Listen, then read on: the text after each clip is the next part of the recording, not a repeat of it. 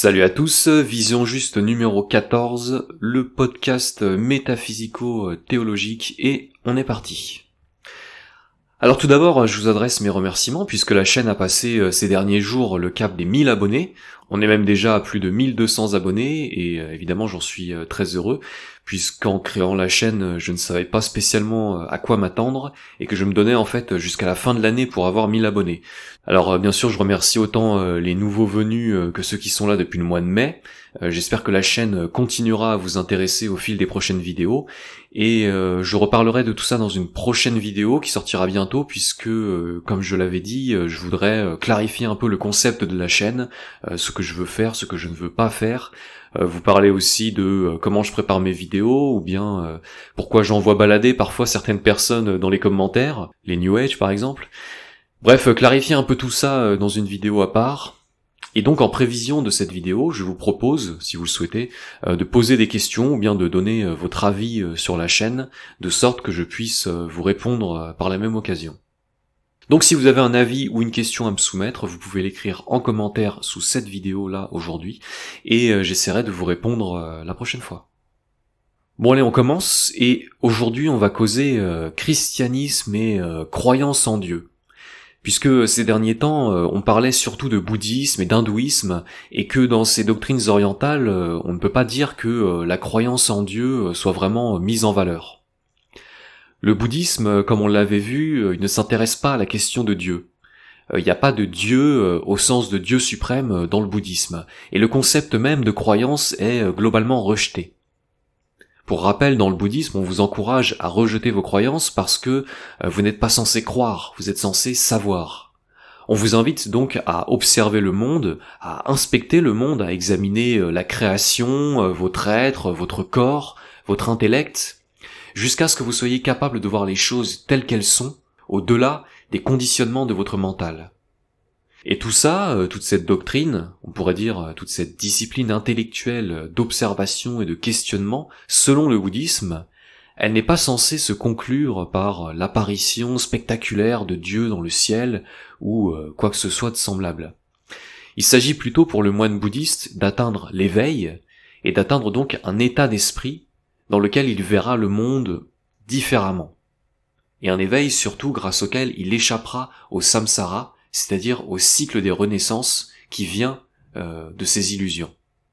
Bref, il n'y a pas de Dieu dans cette histoire, et par certains aspects, le bouddhisme pourrait passer pour une doctrine très froide, un peu austère, disons. Parce qu'on pourrait finalement la résumer à un simple travail d'observation du monde, observation des phénomènes physiques et mentaux, une observation quasi scientifique, qui est vraiment, faite d'observation et de réflexion, et qui exclurait, du coup, toute émotion, toute ferveur religieuse, toute foi. Vous savez, dans le christianisme, Jésus disait aux croyants qu'ils sont le sel de la terre. Le sel de la terre, c'est une expression assez connue du christianisme, et que donc les croyants sont là pour donner de la saveur au monde, et qu'il ne faut surtout pas qu'ils perdent cette saveur eux-mêmes. Eh bien, quand on est un croyant et qu'on regarde la doctrine bouddhiste, on a parfois cette impression justement d'une religion sans saveur, qu'on n'ose d'ailleurs pas vraiment appeler une religion puisque la religiosité y est quasi absente.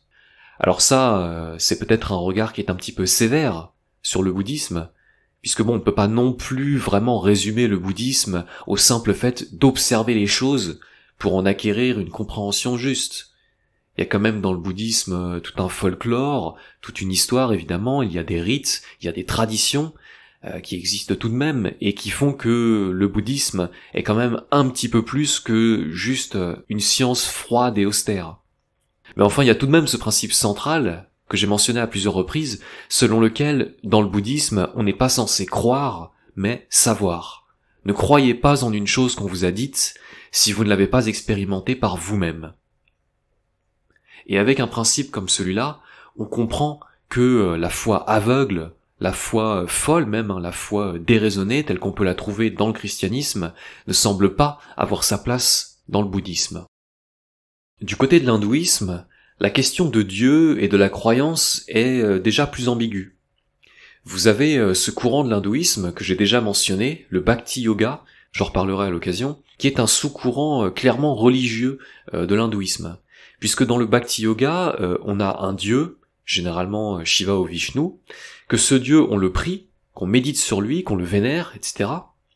Et qu'on se retrouve donc dans le cadre d'un culte religieux qui est semblable dans sa forme au christianisme, ou à l'islam ou au judaïsme, c'est-à-dire non pas dans une discipline mentale comme le bouddhisme, mais vraiment dans une religion au sens classique du terme, avec un dieu au centre et tout autour des croyants qui le prient pour obtenir leur salut.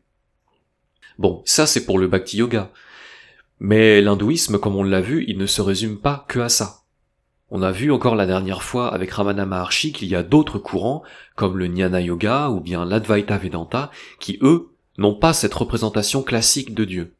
Alors on va pas refaire la vidéo précédente, mais puisque ces courants que je viens de citer, Jnana Yoga et Advaita Vedanta, sont des courants non dualistes, ils ne considèrent que l'existence du soi unique.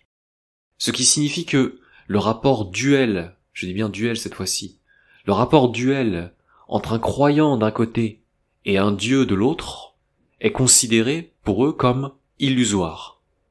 Ou pour le dire autrement, les non-dualistes considèrent que toute pensée étant illusoire, le Dieu que vous priez l'est tout autant.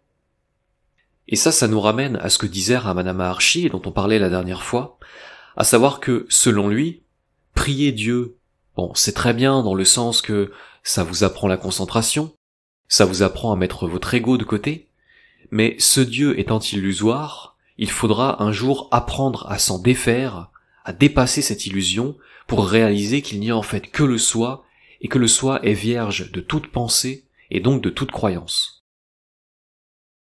Alors bien sûr, ici on est sur des concepts qui sont très abstraits, puisque l'idée de Dieu et du soi se confondent facilement, que la croyance des uns et des autres diffère de bien des manières, comme on le voit, et que ce serait finalement très trompeur de diviser le monde entre ceux qui croient en Dieu d'un côté et ceux qui croient au soi de l'autre, ou bien diviser le monde entre les dualistes et les non-dualistes.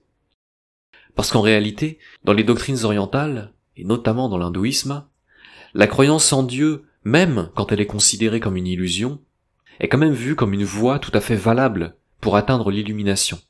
On est en fait là dans une situation qu'on a déjà évoquée. Les gens ne comprennent pas ce qu'est le soi.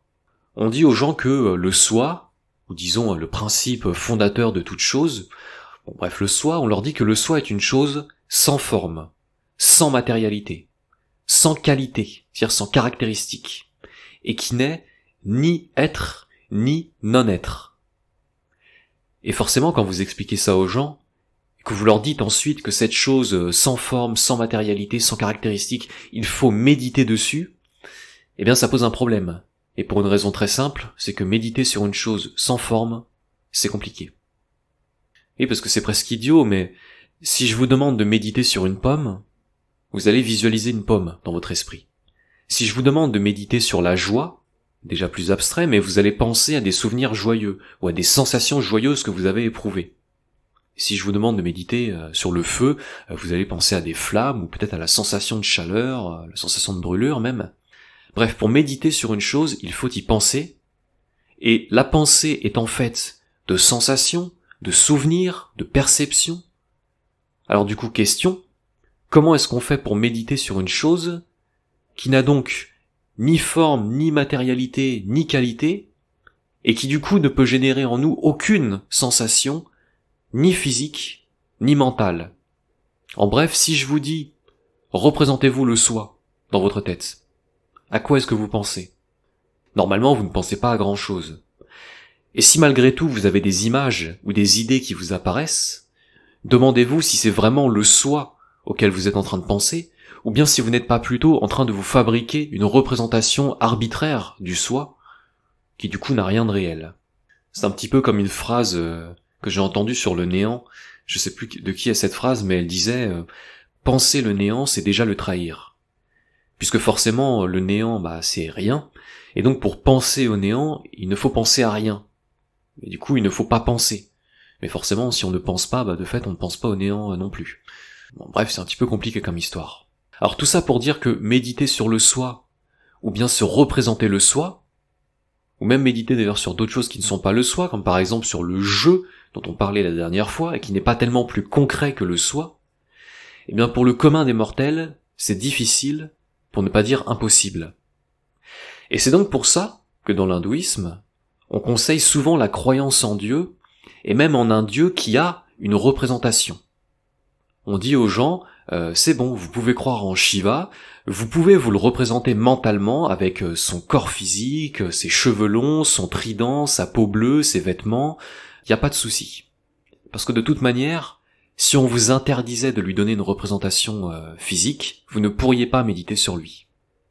Et on avait parlé de ça dans la vidéo numéro 3, sur la parabole du radeau, le fait que cette représentation physique soit nécessaire, au moins dans un premier temps, pour que les croyants aient une image à visualiser et qu'ils puissent donc enfin commencer leur méditation et leur prière. Et ensuite seulement, plus ou moins spontanément d'ailleurs, cette représentation physique va disparaître au profit d'une méditation qui, de plus en plus, sera une méditation sans forme et donc plus proche de la véritable nature de Dieu ou bien du soi. Alors donc pour résumer tout ça, vous avez beaucoup de maîtres de sagesse qui disent que Dieu ou le soi est donc sans forme, mais qu'il est préférable de lui en donner une, arbitraire, pour pouvoir méditer plus facilement sur lui.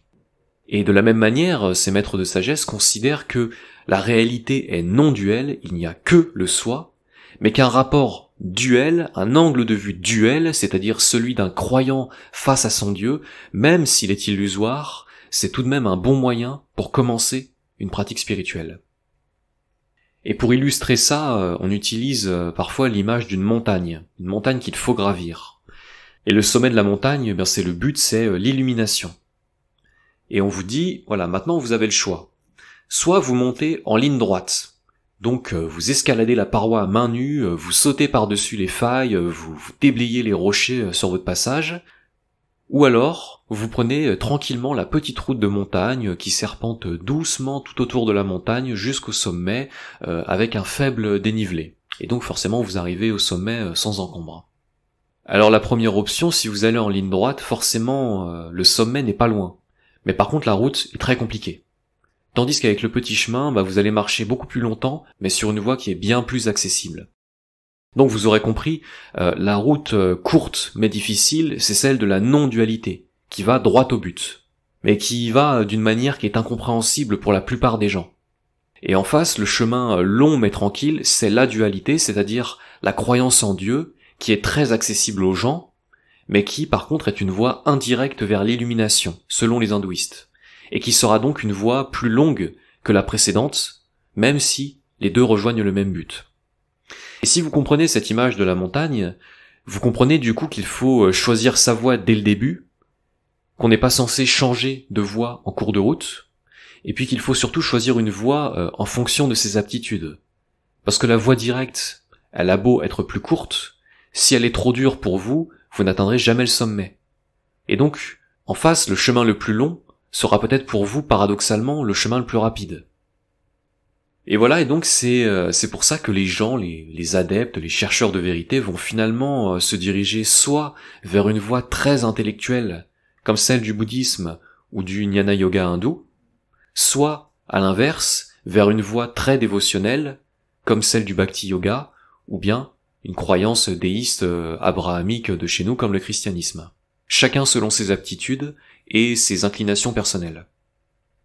Et donc, tout ça pour dire que si, de prime abord, les doctrines orientales semblent faire de la croyance en Dieu une croyance illusoire, dans le sens d'une erreur, une chose à éviter, on se rend compte en réalité que, pour sans doute la majorité des gens, c'est en fait la seule voie accessible vers l'évolution spirituelle.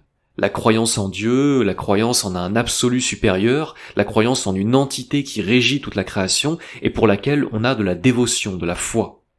Et alors, c'est cette foi qui devient la pierre angulaire de l'évolution spirituelle. Alors, ces derniers jours, j'ai relu plutôt, un livre du 19e siècle qui s'appelle « Récit d'un pèlerin russe ». Un livre que vous connaissez peut-être si vous êtes chrétien et que vous connaissez sûrement si vous êtes chrétien orthodoxe. Et qui raconte le cheminement spirituel d'un pèlerin russe, qui est donc chrétien lui-même, et qui trouve sa voie spirituelle à travers la prière, et plus particulièrement à travers la prière du cœur. On va détailler tout ça. Alors il faut préciser déjà que l'auteur de ce texte est anonyme, c'est-à-dire que on ne sait pas qui est ce pèlerin russe, et qu'on ne sait pas non plus qui est celui qui raconte son histoire. Alors il y a des explications assez complètes sur Wikipédia, bon je vous les épargne, mais pour vous la faire simple, il est probable que ce pèlerin russe ait vraiment existé, et donc il ait vraiment raconté son histoire, mais il est aussi très probable que celle-ci ait été un petit peu remaniée au fil des éditions et des copies qui en ont été faites. Ça laisse une impression un petit peu étrange parce que finalement on ne sait pas trop ce qu'on est en train de lire. Est-ce qu'on lit un témoignage véridique avec quelques petites modifications, ou bien est-ce qu'on lit vraiment un roman basé sur une histoire vraie mais justement très romancée. Le fait est qu'en tout cas ce livre a eu un énorme succès, d'abord dans toute la sphère chrétienne orthodoxe, donc de la Russie jusqu'à la Grèce, et puis au-delà, et qu'il est considéré aujourd'hui comme un chef-d'œuvre du christianisme orthodoxe, ou bien de la littérature orthodoxe, et qu'il a en plus énormément contribué, ce livre, à populariser, à répandre la pratique de la prière du cœur, sur laquelle on va revenir. Bon, en clair, on a beau ne pas connaître grand-chose des origines ou de la véracité de ce texte, le fait est qu'il a eu un énorme impact sur la spiritualité orthodoxe, et même au-delà. Et ce livre, il a en plus ça pour lui que c'est un livre court, qui se lit très vite, très facilement, alors je vous mets des liens en description, hein, et qu'il a une manière très captivante, on peut dire, de nous raconter l'évolution et les périples de ce pèlerin russe et de sa fameuse prière du cœur. Donc pour le dire simplement, c'est un livre qui a tendance un peu à nous emballer, si vous me passez l'expression. On n'est pas, clairement, on n'est pas dans un texte pompeux et rigide, comme les orthodoxes savent aussi très bien en faire, hein. Et puisque ce livre m'avait beaucoup influencé quand je l'ai lu la première fois, c'était en 2016, et même la seconde fois puisque je l'avais relu en 2020, et écoutez, du coup je l'ai relu ces derniers jours une troisième fois, et aujourd'hui je vous en parle. Alors déjà, contexte, on est au 19e siècle, on n'a pas de date précise, mais on est vers 1850, on est en Russie, et si jamais vous êtes familier des romans de Dostoïevski, eh ben on est un petit peu dans le même cadre. Vous imaginez la même Russie du 19e siècle, la Russie un peu rurale, un petit peu austère, et vous y êtes. Et donc l'homme qu'on suit, c'est un pèlerin, c'est un homme de 33 ans qui traverse la Russie à pied, de long en large, à travers les steppes, à travers les forêts, avec pour seul bagage un peu de pain sec et des livres religieux. Et finalement, ce personnage qu'on qualifie de pèlerin, ce qui n'est pas faux, hein, puisqu'il pèlerine effectivement d'une église à l'autre, d'un lieu saint à un autre, on aurait tout aussi bien pu le qualifier de vagabond ou bien même parfois d'ermite. Ça aurait aussi convenu au personnage. Et donc dans ce livre Récit d'un pèlerin russe, on suit ce pèlerin qui est au départ un type comme les autres, qui se pose des questions sur Dieu, du genre comment trouver Dieu, comment obtenir sa grâce, comment trouver le salut, comment prier. Alors ce pèlerin, il croit fortement en Dieu, et il sent que quelque chose se joue du côté de la prière. Il sent que la prière c'est une chose importante, capitale même, mais il est perplexe parce qu'au cours d'un sermon auquel il a assisté, il a entendu la parole suivante, « Priez sans cesse », comme un ordre, « prier sans cesse », qui est une parole qui vient de la Bible. La Bible qui dit donc aux croyants de prier sans cesse. Donc notre pèlerin, lui, il prend ça comme une consigne divine, mais il est perplexe, comme je disais, parce qu'il voit mal comment on peut prier sans cesse. Alors que bon, on a tous une vie, on a des travaux à effectuer, on a des soucis, comment est-ce qu'on fait pour prier sans cesse? Une question finalement assez naturelle, assez basique. Alors notre pèlerin, il se met à pèleriner. C'est-à-dire que là, on est au début du livre, et puis il commence à marcher à travers le pays pour trouver des gens susceptibles de lui expliquer cette histoire de prier sans cesse. Comment on fait? Alors il tombe au début sur des prêtres, des gens de foi, à qui il pose cette question, comment prier sans cesse, mais les réponses qu'on lui donne sont toujours un peu vagues, finalement, il comprend toujours pas. Et puis un jour, il tombe sur un starets, comme on dit là-bas, c'est-à-dire sur un maître spirituel, une personne dont la parole fait autorité. On appelle ça un starets en Russie. Et d'ailleurs c'est amusant parce que le récit de notre pèlerin qui se cherche justement un starets pour lui expliquer les choses spirituelles, ça ressemble énormément aux histoires des moines bouddhistes ou hindouistes qui se cherchent aussi généralement des gourous pour les mêmes raisons. Je vous renvoie à la vidéo numéro 9 dans laquelle j'avais raconté l'histoire de Karma Dorji. On a vraiment le même schéma du novice ignorant qui traverse les contrées à la recherche d'un maître pour lui expliquer les choses spirituelles. Bref, ici donc notre pèlerin, lui il a trouvé son starets, son maître spirituel, et quand il lui demande « Mais enfin, comment peut-on prier sans cesse? Expliquez-moi une fois pour toutes », le starets lui enseigne tout simplement la méthode de la prière du cœur. Alors la prière du cœur, on en a déjà parlé, c'était dans la vidéo numéro 7. Pour rappel donc, la prière du cœur, c'est une prière qui est courte. Généralement c'est la prière suivante, « Seigneur Jésus-Christ, aie pitié de moi ». Et le but de la prière du cœur, c'est justement que cette courte prière, qu'on la répète en permanence, tout au long de la journée, que l'on se repose ou bien que l'on travaille, à voix haute, à voix basse, dans sa tête, peu importe, cette prière doit être répétée constamment. Et du coup, le starets, il a répondu à la question, comment est-ce qu'on fait pour prier sans cesse? Et c'est très simple, il suffit de prier tout le temps. Voilà, merci. Mais voilà, surtout avec une prière qui donc est courte et simple, et qui donc ne demande pas une grande réflexion. Dans le sens, on n'est pas là en train de faire une prière à rallonge, on n'est pas en train de demander quelque chose de particulier, on n'est pas en train de demander le pardon pour tel ou tel péché dont il faudrait du coup se souvenir dans un effort intellectuel. Là, on est sur une formule qui est courte, qui est simple, qui se répète facilement et sans réfléchir. On va y revenir dans un instant. Alors je vais pas vous raconter tout le livre, mais au départ, le starets dit aux pèlerins de réciter cette prière du cœur 3000 fois par jour. Pour vous donner une idée, en fonction du rythme de répétition, ça fait environ 2 ou 3 bonnes heures de prière sans interruption. Et c'est beaucoup. Alors le pèlerin, il suit la consigne. Au début, il a du mal, les 2 premiers jours, c'est quand même difficile, quoi. Et puis en fait, dès le 3e jour, il prend l'habitude de réciter la prière. Il prend l'habitude dans le sens où sa bouche, finalement, récite presque automatiquement la prière, et qu'en plus, la répétition de cette prière le fait se sentir bien. Ça aussi, on va y revenir. Il y a cette idée que cette répétition, qui au début semble très contraignante, ça devient très vite une chose que l'on prend du plaisir à faire. Alors du coup, le pèlerin, il continue comme ça tous les jours à réciter ses 3000 prières, et puis finalement son starets lui dit que, puisqu'il est à l'aise avec 3000 prières, désormais il va passer à 6000 par jour. Et le pèlerin s'exécute. Et il s'exécute et en fait il en redemande. Parce que il fait ça dès qu'il se lève le matin, il aime ça, il se sent bien, et même quand il arrête, quand il a terminé, il ressent comme un manque. Il veut retourner à sa prière. Il ne veut pas perdre de temps à parler aux gens autour de lui, il ne veut que prier. Alors du coup son starets lui dit, écoute, si tu es à l'aise avec 6000, passe à 12 000 par jour. Et donc le pèlerin se met à répéter 12 000 fois la prière par jour. Et il a du mal, parce que déjà ça lui prend quasiment toute sa journée. Puis ça lui fait mal à la mâchoire, ça lui fait mal à la langue, parce qu'en plus, lui, il la répète à voix haute, il aurait pu le faire dans sa tête, mais il a choisi de le faire à voix haute. Il a même mal au pouce. Vous allez me dire, mais pourquoi est-ce qu'il a mal au pouce? Il a mal au pouce parce que, évidemment, il ne compte pas ses prières, par contre, il passe dans sa main un chapelet de perles, c'est-à-dire une corde sur laquelle des perles sont enfilées, et donc il les fait défiler avec son pouce, une perle par prière. On imagine qu'il a un chapelet avec peut-être une centaine de perles, et il sait que quand il a fait un tour complet, ça veut dire qu'il a fait 100 prières. Et du coup, même à force de faire ça, 12 000 fois par jour, il commence à avoir mal au pouce. Donc bref, il a mal partout, il est épuisé, mais, il le dit, il aime ça, il se sent bien, et puis surtout, il arrive enfin à prier sans cesse, puisque son starets finit par lui dire que désormais il peut prier autant qu'il veut, toute la journée, plus que 12 000 s'il le veut, autant qu'il veut. Alors il reprend sa route, et puis on suit donc désormais les péripéties d'un pèlerin qui traverse donc les steppes russes de long en large, en récitant sans cesse la prière du cœur, qui le plonge dans un état de quiétude et d'allégresse permanente.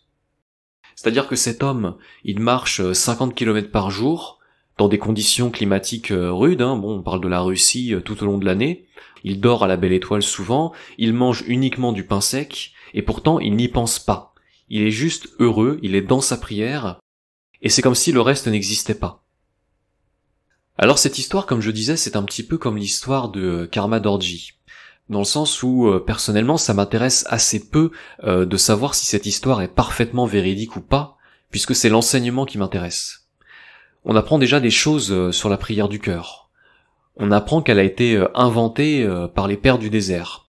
Vous savez, les pères du désert, ce sont ces moines qui étaient souvent des ermites et qui ont vécu dans le désert d'Égypte dans les premiers siècles du christianisme, et qui eux-mêmes, justement, ont mis au point cette prière du cœur pour se conformer à ce fameux commandement biblique, prier sans cesse. Si ça vous intéresse, vous pouvez consulter la vidéo numéro 2 de la chaîne, puisqu'elle est consacrée à l'enseignement d'un de ces pères du désert, qui s'appelle Évagre le Pontique, et dans laquelle j'ai essayé de résumer son enseignement au sujet de la prière, et de comment elle permet d'accéder à Dieu, ou du moins de l'approcher, selon les pères du désert. Mais juste avec les récits d'un pèlerin russe, il y a déjà beaucoup de choses à apprendre sur la prière du cœur et sur la spiritualité chrétienne. Du coup, je vous propose 2 citations. Je cite. La mystique orientale donne... la mystique orientale, il faut comprendre ici la mystique chrétienne orthodoxe. Je vais paraphraser. La mystique chrétienne orthodoxe donne pour fin à l'âme humaine la déification. La nature humaine est bonne, mais déformée par le péché. La rendre à sa vertu première, rétablir dans l'homme qui est à l'image de Dieu la ressemblance divine, œuvre de la grâce, c'est la voie du salut. Sous l'action de la grâce, l'esprit, libéré des passions par l'ascèse, s'élève à contempler les raisons des choses créées et parvient parfois jusqu'à la nuée lumineuse, la contemplation obscure de la Trinité sainte. Fin de citation. Bon, c'est un langage assez fort, pas forcément très clair, je vais essayer de traduire. On a un propos ici qui rappelle en fait énormément celui de Maître Eckhart, dont on avait parlé dans la vidéo numéro 8, l'idée que l'homme doit chercher la déification. C'est-à-dire qu'il est de base créé à l'image de Dieu, mais que le péché est venu ternir cette image, et que donc l'homme doit chercher par l'ascèse spirituelle, à retourner à Dieu, qui est son modèle d'origine. Donc par ascèse, ici, il faut comprendre vraiment l'ascèse des passions, le renoncement aux passions. Et deuxième citation, qui est précisément sur la prière du cœur, je cite, « La prière du cœur intérieure et constante est l'invocation continuelle et ininterrompue du nom de Jésus par les lèvres, le cœur et l'intelligence, dans le sentiment de sa présence, à Jésus, en tout lieu, en tout temps, même pendant le sommeil. Elle s'exprime par ces mots, « Seigneur Jésus-Christ, ayez pitié de moi ». Celui qui s'habitue à cette invocation ressent une grande consolation et le besoin de dire toujours cette prière.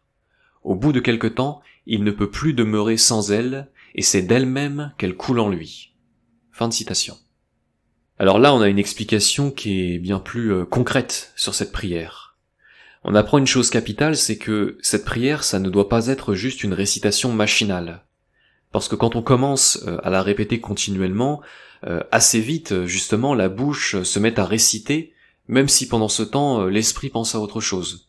Donc en fait, vous récitez sans vous en rendre compte la prière du cœur, tout en pensant à ce que vous allez faire ce week-end.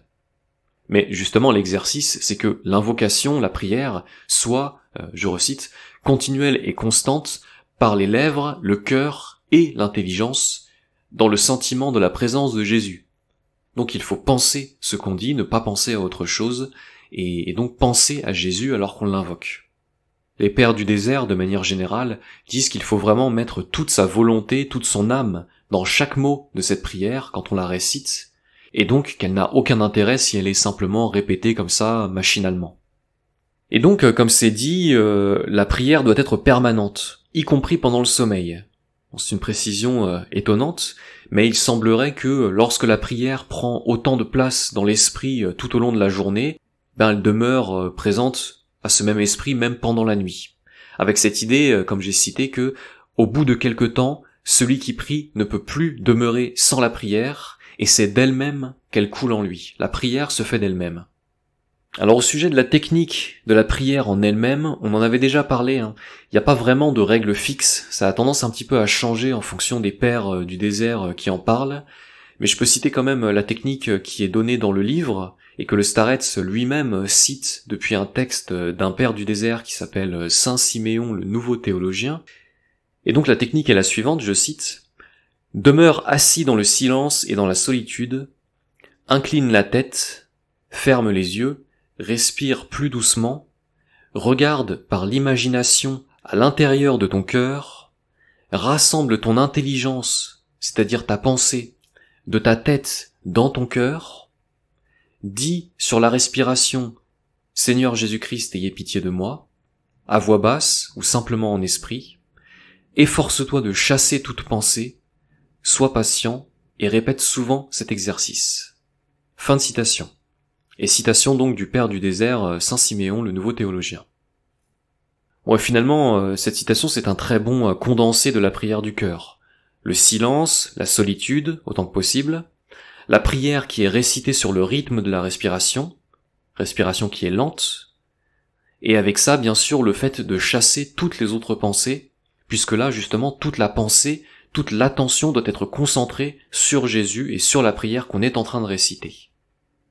D'ailleurs, dans le livre, le Starets dit, je cite, « Efforce-toi de remplacer par cette invocation intérieure toute autre pensée, et à la longue, cela t'ouvrira sûrement le seuil du cœur, c'est là un fait prouvé par l'expérience. » Alors on parle du cœur, le seuil du cœur. Dans ce contexte, le cœur, c'est symboliquement l'endroit où se trouve Dieu. C'est pour ça qu'on dit de visualiser le cœur, d'incliner la tête vers le cœur, de se faire l'image mentale du cœur, c'est symboliquement l'endroit où se trouve Dieu.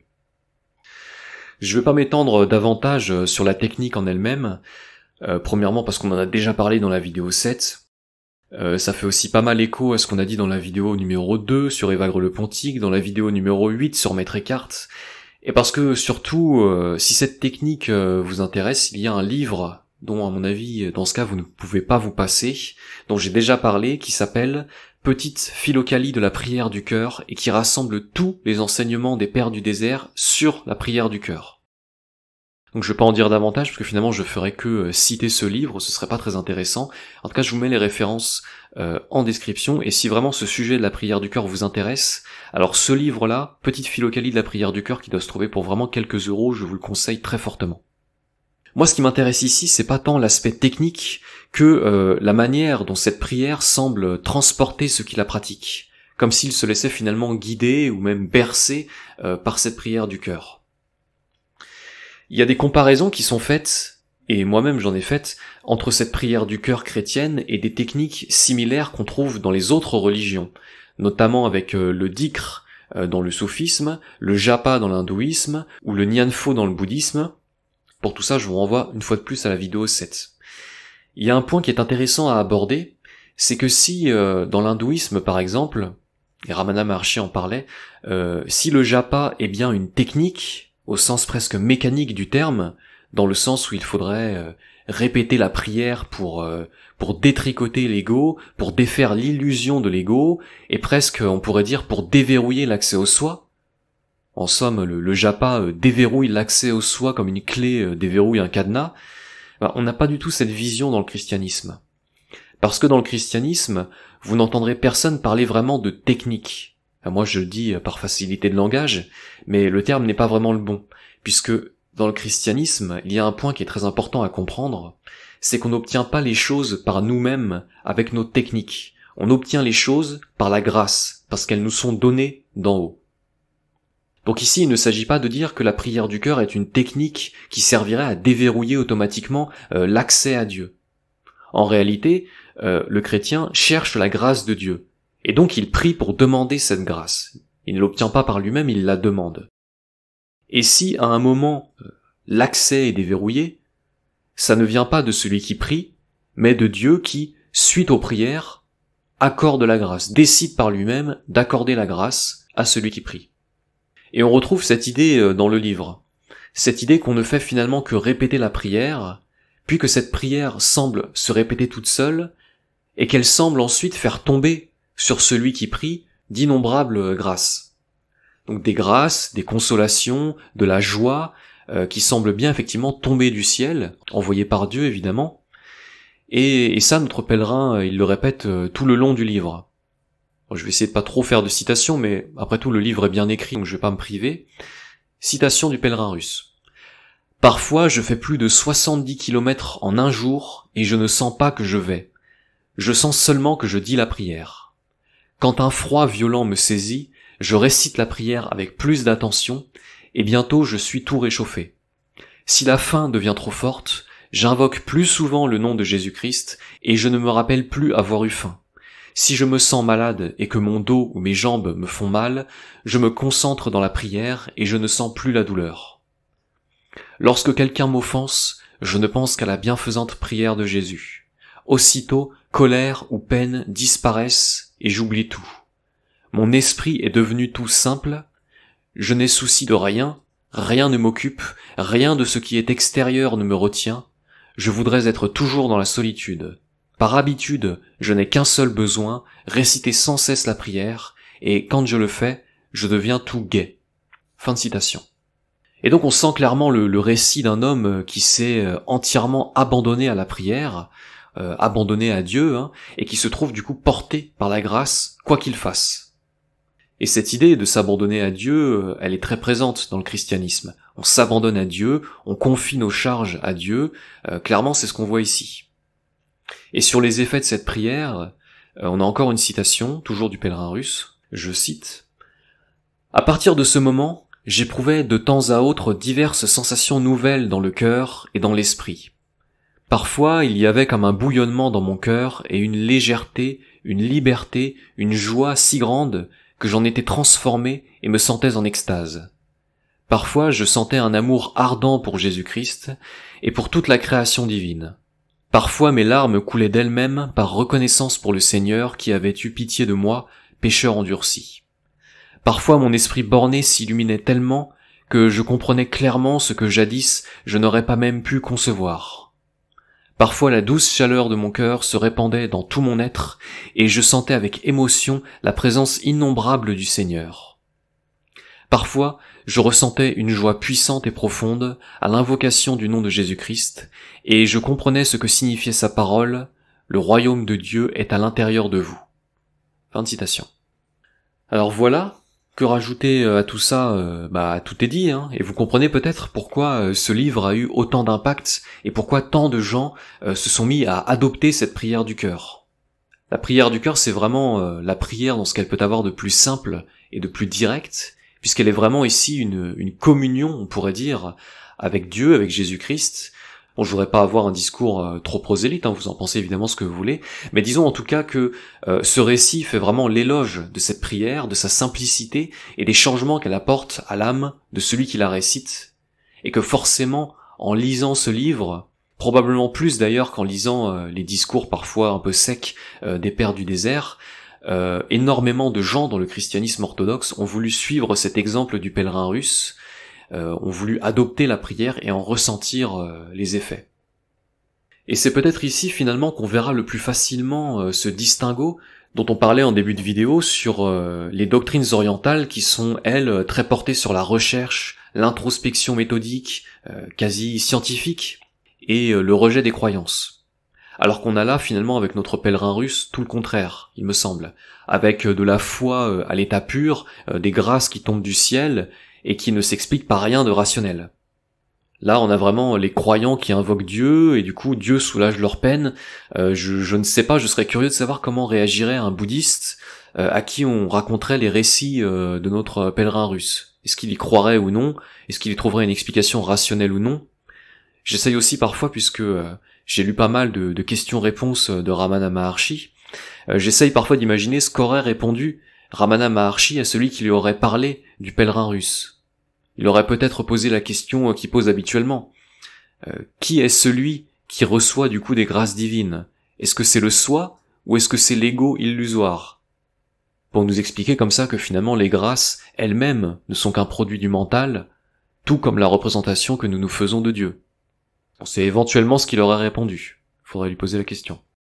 Le fait est en tout cas que, comme on le disait également en début de vidéo, le commun des mortels ne peut pas, ou très difficilement, concevoir la création autrement que comme un monde duel, un monde de multiplicité, et que dès lors, la croyance en Dieu, la croyance en un être absolu qui délivrerait des grâces, est sans doute une voie spirituelle tout à fait valable, dans le sens où c'est peut-être la seule qui est vraiment accessible au commun des mortels.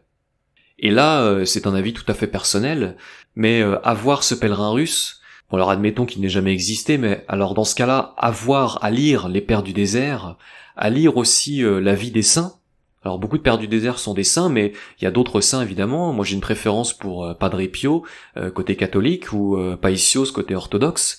À lire leur vie, à écouter leurs paroles aussi, qui sont souvent, je trouve, d'une très grande profondeur, on aurait du mal à croire qu'il n'y a pas de spiritualité chez eux, ou alors qu'il n'y aurait qu'une spiritualité illusoire et donc sans valeur. Je sais pas si j'arrive bien à dire ce que j'essaye de dire en fait depuis le début de la vidéo. Disons qu'en fait j'essaye simplement d'équilibrer la balance entre les doctrines très rationnelles, le bouddhisme en tête, qui rejette la religiosité, et de l'autre côté de la balance, eh bien les religions qui, justement, pour le coup, forcément sont pleines de religiosité, et tout ce que ça implique de pouvoir de la foi, de pouvoir de la croyance dans l'ascension spirituelle. Une foi qui, pour le coup, n'a rien de rationnel, et qui semble même souvent irrationnelle. Quand on voit comment ont vécu certains saints, comment vit finalement ce pèlerin russe qui passe son temps à marcher en pleine nature de long en large, ou comment vivent encore ceux qu'on a appelés des folles en Christ, donc littéralement des gens qui passent pour des fous, je dis bien qui passent, parce qu'à mon avis ils ne le sont pas tant que ça, et qui montrent que justement il y a quand même une part d'irrationnel dans la foi, dans la quête spirituelle, qui à mon avis, une fois de plus, mérite d'être considérée au moins avec intérêt. Allez, on s'arrêtera ici pour aujourd'hui. On laisse beaucoup de portes ouvertes, comme vous le voyez. Tous ces sujets, évidemment, on y reviendra. Je vous mets toutes les références que j'ai citées en description de cette vidéo.